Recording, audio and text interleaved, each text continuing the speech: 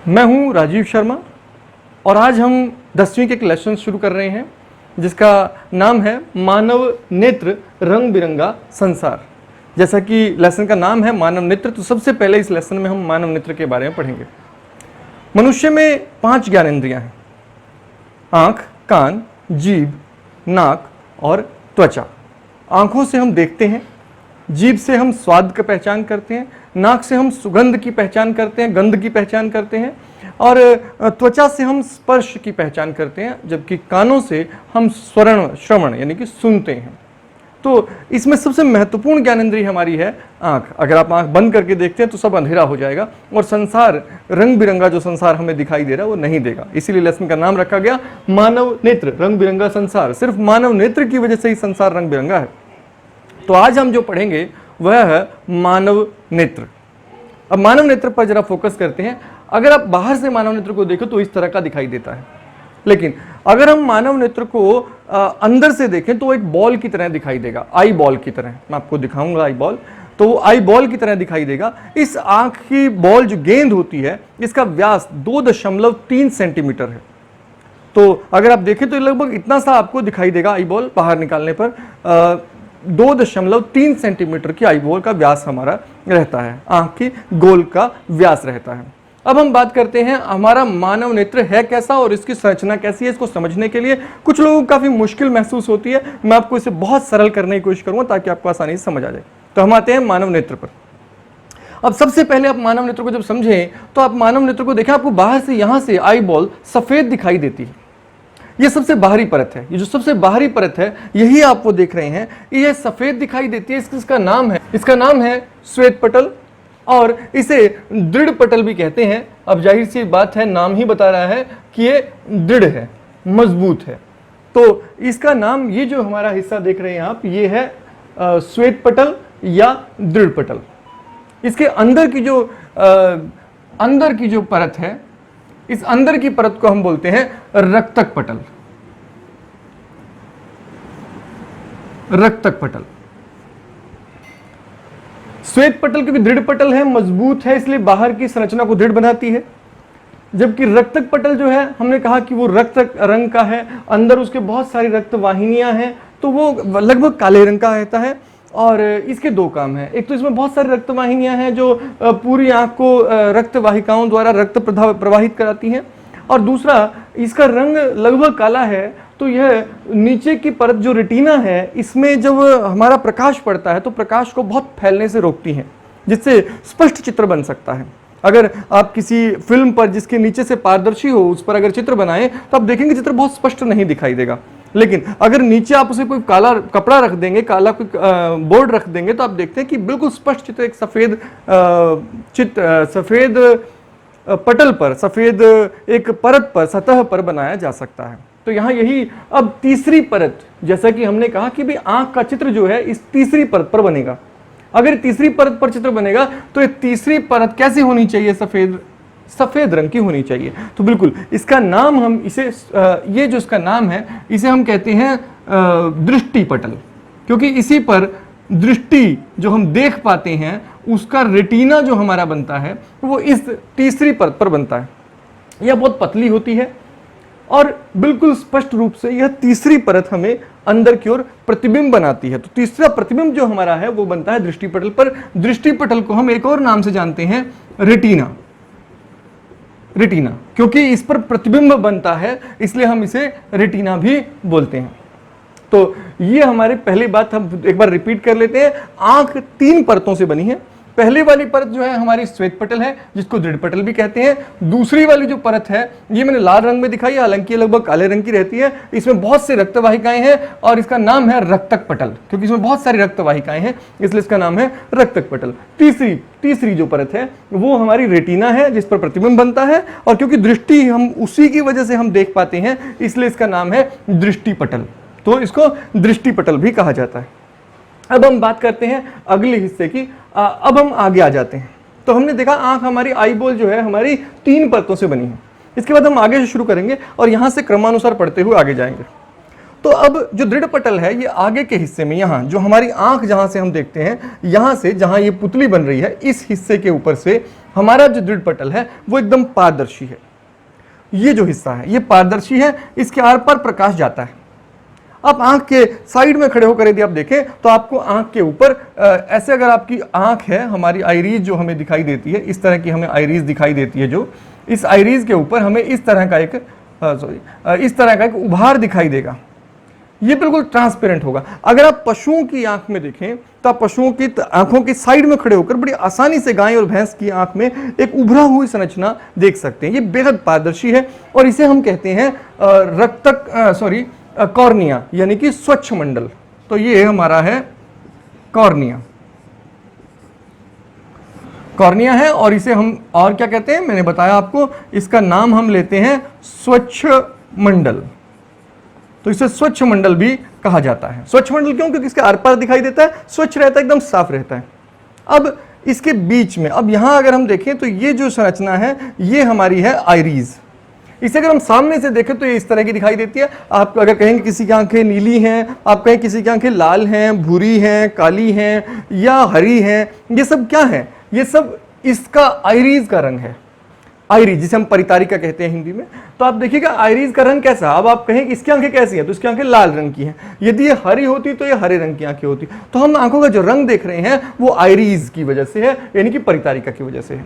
आप देख रहे हैं कि जो परितारिका है इसके बीच में एक खाली जगह है, यहां जहां ये परितारिका नहीं है। अब अगर सामने से देखें तो हमें इस तरह की दिखाई देगी, लेकिन अगर हम आंख को बीचों बीच काट ले तो हमें साइड से आंख इस तरह की दिखाई देगी। तो ये जो हम देख रहे हैं ये हम इसकी काट देख रहे हैं, काट कर दिखाया गया है आपको कि अंदर से कैसी दिखाई देगी। तो यहाँ ये जो हिस्सा है इतना अगर हम मान लें तो ये इतना हिस्सा हम दिखाई दे रहा है। तो ये जो है ये आइरीज है। आइरीज मांसपेशियों की बनी होती है, पेशीय एक संरचना है। ये काम क्या करती है?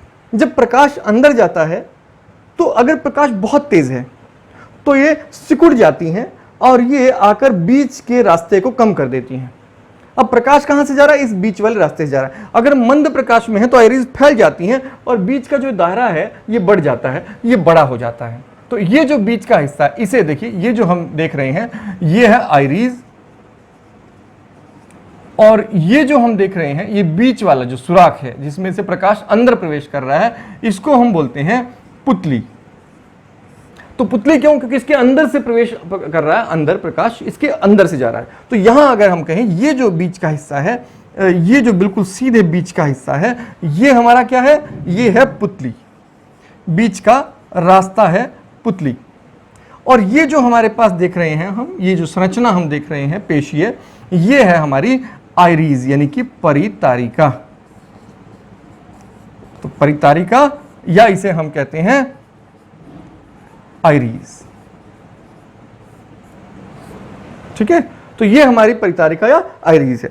अब हम बात करते हैं, आप एक लेंस देख रहे हैं यहां पर, ये जो लेंस है ये हमारा प्रोटीन का बना हुआ है। ये बात ध्यान रखिएगा, बड़ी इंपॉर्टेंट है कि जो आप ध्यान, आपको बहुत बार दिमाग में आएगा भाई हमारी आंख में लेंस है, लेंस तो कांच के बने होते हैं या प्लास्टिक के बने होते हैं, हमारी आंख में कांच कहां से आया, प्लास्टिक कहां से आया? नहीं, हमारी आंख का ये जो रेटिना अभिनेत्र लेंस जो हमारा है, ये लेंस जो हमारा है ये द्विउत्तल लेंस है, दोनों तरफ से उत्तल लेंस है, और ये लेंस एक पारदर्शी प्रोटीन का बना होता है। तो हमारे पास हमने एक और चीज देख ली कि हमारी आंख में एक लेंस है, और ये जो है हमारा, इसको हम अभिनेत्र लेंस बोलते हैं, या लेंस भी खाली बोल सकते हैं, उसमें समस्या नहीं है, अभिनेत्र लेंस। उसके बाद हमारे पास यहां देखिए तो लेंस जो है वो पेशियों से जुड़ा हुआ है, इसको हम अभिनेत्र पेशियां या फिर पेशियां बोल सकते हैं खाली। ये हमारे लेंस को बांध कर रखती हैं, पकड़ कर रखती हैं, और साथ ही लेंस के फोकस को भी कम या ज्यादा कर सकती हैं। जैसे कि जब हमें बहुत दूर देखना होता है तो हमारे लेंस को पतला होना होता है, तो मांसपेशियों से खींच देती हैं जिससे लेंस पतला हो जाता है और हमें दूर तक स्पष्ट दिखाई दे पाता है। जबकि नजदीक देखने के लिए हमारे लेंस को मोटा होना चाहिए, और इसके लिए क्या होता है, इसके लिए हमारी आयरी जो ये हमारी मांसपेशियां हैं लेंस को दबा देती हैं, जिससे लेंस गोल हो जाता है, ऐसे दबने से गोल हो जाएगा। और क्योंकि ये इसकी मोटाई बढ़ जाएगी, बीच की मोटाई बढ़ जाएगी, इसलिए इसका फोकस बढ़ जाएगा और फोकस जल्दी कर लेगा, तो हमें नजदीक की वस्तुएं स्पष्ट दिखाई देंगी। फिर से मैं एक बार बता रहा हूं, एक बाहर है पारदर्शी हिस्सा, बाहर एक पारदर्शी हिस्सा है, उसके बाद हमारे पास है एक अंदर का इसमें द्रव भरा है। और इसके बाद हम इसको देखते हैं कि यहाँ एक आइरीज है और आइरीज के बाद अभिनेत्र लेंस है और अभिनेत्र लेंस जो है ये पेशियों से बंधा हुआ है, घिरा हुआ है। अब हम बात करते हैं इससे आगे की। इससे आगे अगर हम रेटिना को देखें तो रेटिना में आप देखिएगा यहाँ एक गड्ढा है। ये जो हिस्सा आप देख रहे हैं इस पर बहुत स्पष्ट चित्र बनता है और इसको हम कहते हैं पीत बिंदु। पीत बिंदु, ये पीत बिंदु है। और यहां आप देख रहे हैं तो यहां रेटिना है ही नहीं। अब सिंपल सी बात है, जहां रेटिना नहीं है वहां प्रतिबिंब नहीं बन सकता, इसलिए हम इसे कहते हैं कि यहां क्या होगा, अगर यहां प्रतिबिंब बने तो क्या होगा। अब क्योंकि यहां रेटिना ही नहीं है तो हमें प्रतिबिंब बनने पर कुछ भी दिखाई नहीं देगा, इसलिए इस हिस्से को हम कहते हैं अंध बिंदु। अंध बिंदु, अंध बिंदु वो जगह है जहां पर रेटिना नहीं है। तो आई बॉल्स के अंदर की सतह पर वो हिस्सा जहां पर रेटिना नहीं है वो है अंध बिंदु। अब यहां आप देख रहे हैं तो यहां क्या है, यहां है तंत्रिकाएं, इन्हें हम दृक् तंत्रिका या दृष्टि तंत्रिकाएं भी कह सकते हैं। दृष्टि तंत्रिका, अब ये क्या है, ये जो तंत्रिकाएं हैं, ये तंत्रिकाएं जब हमारा आंख किसी चित्र को देखती है, अब होता क्या है, प्रोसेस को जरा समझें फिर हम दृष्टि तंत्रिका के काम को समझ पाएंगे। प्रकाश यहां से कॉर्निया से होता हुआ आइरीज के बीच में से पुतली के द्वारा अभिनेत्र लेंस पर जाकर लगता है, अभिनेत्र लेंस से टकराता है। अभिनेत्र लेंस इसको फोकसित करता है और फोकस होकर इसका चित्र बनता है रेटिना पर। तो रेटिना पर चित्र कैसा बनेगा, उल्टा बनेगा। अब ये जो रेटिना है इस पर कोशिकाएं होती हैं, शंकु और शलाका कोशिकाएं। ये शंकु और शलाका कोशिकाएं संवेदनशीलता ग्रहण करती हैं। ये जो संवेदनशीलता है, इस संवेदनशीलता को लेकर ये जाती हैं, ये जो तंत्रिकाएं हैं ये संवेदना ग्रहण करती हैं। चित्र हमारा उल्टा है तो ये तंत्रिकाएं संवेदना को भेज देती हैं मस्तिष्क को। अब मस्तिष्क इस चित्र को सीधा करके इसका विश्लेषण करता है और हमें बताता है कि हम क्या देख रहे हैं। तो हमारी आंखें जो हैं वो ग्राह्य अंग हैं, ग्रहण करती हैं, समझती नहीं है। हमारी आंखें चित्र को नहीं पहचान सकती, हमारी आंखें चित्र के बारे में जानती नहीं है, वो सिर्फ चित्र को ग्रहण करती हैं, इसलिए वो क्या है, ग्राह्य अंग है। ग्राह्य मतलब जो ग्रहण करे बाहर से। तो वो चित्र बनेगा, चित्र कहां बनेगा, रेटिना पर बनेगा। कैसा बनेगा, उल्टा बनेगा। और उल्टा चित्र कैसा होगा, उल्टा चित्र मस्तिष्क में जाकर सीधा हो जाएगा। मस्तिष्क में कैसे जाएगा, दृष्टि तंत्रिकाओं द्वारा। तो फिर से एक बार समझ लेते हैं, हमारा नेत्र जो है 3 परतों से बना है, श्वेत पटल, रक्तक पटल और दृष्टि पटल। यहाँ श्वेत पटल जो है इसको दृढ़ पटल भी कहते हैं, ये मजबूत होता है, दृढ़ होता है। उसके बाद रक्तक पटल लगभग काले रंग का होता है, यह प्रकाश को फैलने से रोकता है और अति संवेदनशील भी नहीं होने देता रेटिना को। इसके बाद अगली जो परत है वो दृष्टि पटल यानी कि रेटिना है। रेटिना श्वेत रंग का होता है, फोकस करता है, तो हमारा इस पे चित्र बहुत सुंदर बनता है, इस पर चित्र बनता है, हमारा प्रतिबिंब बनता है। और इसके बाद यहाँ पीत बिंदु जिस पर हम बहुत अच्छे चित्र देख सकते हैं। उसके बाद अंध बिंदु जहाँ कोई रेटिना नहीं है, क्योंकि रेटिना ही नहीं है तो ये हमारा यहाँ कोई चित्र दिखाई नहीं देगा। इसके बाद हम बात करते हैं आगे की, तो ये कॉर्निया है, पारदर्शी हिस्सा कॉर्निया है। कॉर्निया के बाद ये हमारी जो है मांसपेशियां हैं, इसमें इसे हम बोलते हैं आइरीज या परितारिका। परितारिका के बाद ये अभिनेत्र लेंस है, अभिनेत्र लेंस प्रोटीन का बना है, पारदर्शी है और इसे मांसपेशियों ने पकड़ रखा है। एक तो यहाँ जो हमारा कॉर्निया है और लेंस है। अब हम आंख के 2 भाग कर सकते हैं, एक लेंस से आगे का भाग और एक लेंस से पीछे का भाग। लेंस से आगे के भाग में एक द्रव भरा रहता है, इस द्रव को हम बोलते हैं नेत्रोद, नेत्रोद्रव। और एक हमारा यहाँ जो है, जो हमारी ये वाली आंख का पूरा हिस्सा है, ये पूरा गोलक जो है हमारा, इस गोलक को स्फीति एक आकार और एक मॉइस्चर देने के लिए, नमी प्रदान करने के लिए इसके अंदर भी एक द्रव भरा है। इस द्रव को हम बोलते हैं काचाभ द्रव, काचाभ द्रव। तो इस नेत्र के अंदर भी एक द्रव भरा है जिसको हम बोलते हैं काचाभ द्रव। तो अब यहाँ हमने लेंस के बारे में, हमने पूरी आंख के बारे में पढ़ लिया है। यहाँ 2 विशेष बातें हमें जान लेनी होंगी। सबसे पहली बात यह है कि हमारी आंख हर एक बिंदु पर फोकस कर सकती है। वास्तव में ऐसा नहीं है। हमारी आंख की एक समंजन क्षमता होती है। समंजन क्षमता मतलब फोकस करने की क्षमता है, किसी एक बिंदु पर फोकस करने की हमारे नेत्र की क्षमता है। ये कितनी है, हम निकट की वस्तुओं को 25 सेंटीमीटर तक देख सकते हैं। 25 सेंटीमीटर से अधिक नजदीक जो हमारी वस्तु है वो हमें स्पष्ट दिखाई नहीं देगी, तो इसलिए हम इसे कहते हैं निकट बिंदु। अगर हम इससे अधिक की वस्तु को देखने का महसूस करें, देखने की कोशिश करें, तो हमारी आंखों पर तनाव या हमें वस्तुएं धुंधली दिखाई देंगी। तो हमें एक निश्चित फोकस पर आपको ध्यान रखना है। अगर आप चाहें आपकी आंखें स्वस्थ रहें, अगर आप ऐसा चाहते हैं, तो आपको एक न्यूनतम दूरी से अधिक दूरी पर ही पुस्तक रखनी चाहिए। 25 से अधिक दूरी पर रखिए। अगर आप 25 सेंटीमीटर से पास यूं लाकर पढ़ते हैं तो आपकी आंखों पर बहुत बुरा प्रभाव पड़ेगा और इससे आपकी आंखों का तनाव मांसपेशियों पर होगा, वो फोकस करना उनके लिए मुश्किल हो जाएगा, आपको धुंधला भी दिखेगा और आपकी आंखों पर जल्दी तनाव होगा, इससे आपको सर दर्द की समस्या भी हो जाएगी। अब हम कितना दूर देख सकते हैं? अब क्योंकि दूर देखने में फोकस के लिए लेंस को पतला करना होता है, इसलिए ऐसी समस्या हमारे साथ नहीं है। तो हमारा जो दूर बिंदु है वो है अनंत पर, यानी कि जितनी दूर हमें दिखाई दे सकता है उतनी दूर हमें दिखाई देता है। इसके बाद अगली हम बात करते हैं कि उम्र के साथ साथ जो हमारा ये लेंस है, ये इसका प्रोटीन जो है ना वो धुंधला होने लगता है, लेंस धुंधला होने लगता है, प्रोटीन खराब होने लगता है और धुंधला होने लगता है। तो जब धुंधला होता है तो हमें दिखाई देना स्पष्ट नहीं होता। इसे हम अब क्योंकि स्पष्ट दिखाई नहीं देता है, तो इस समस्या को, जिसके कारण लेंस के धुंधले होने से दिखाई दृष्टि की जो कमी आती है, इस समस्या को हम बोलते हैं मोतियाबिंद। ये आपने सुना होगा, खासतौर पर बुजुर्गों में आपने सुना होगा कि मोतियाबिंद के लिए आंखों का ऑपरेशन करवाया है। तो मोतियाबिंद क्या है?